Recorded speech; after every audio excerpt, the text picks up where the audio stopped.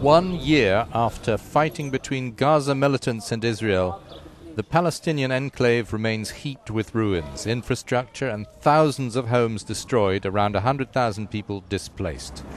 Imports of reconstruction material are restricted.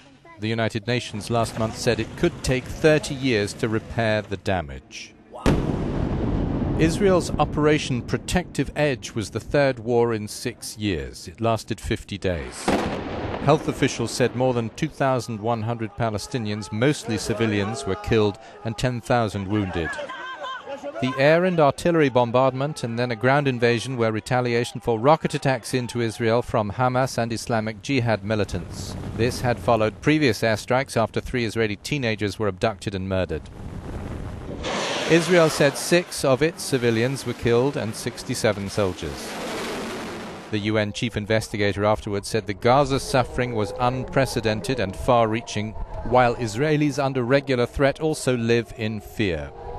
Donors in October pledged billions to rebuild, about a quarter of which has been turned over. The donors want the Palestinian Authority led by Mahmoud Abbas to take a role in governing Gaza. Hamas won an election in 2006 and has resisted power sharing. The 1.8 million Gaza population, growing by 50,000 a year, live in a strip of 362 square kilometers of land. According to the World Bank, Gaza's more than 40% unemployment rate is the highest in the world. 60% of the young are unemployed. Many say they would leave if they could. A unity government pact signed with the Palestinian Authority was dissolved last month. A spokesman vaunts Hamas' resilience. He says the real result, a year after the war in Gaza, is that it is hard to defeat Gaza or defeat Hamas.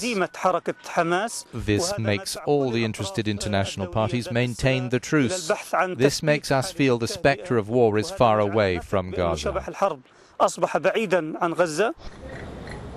Further complicating the dangers is the encroachment of ISIL, Islamic State militants, or their allies in the Sinai region of Egypt. Israel accuses Hamas of providing support for or joining their activities. Another potentially explosive challenge for Egypt, Israel, the international community, and rival Palestinian factions.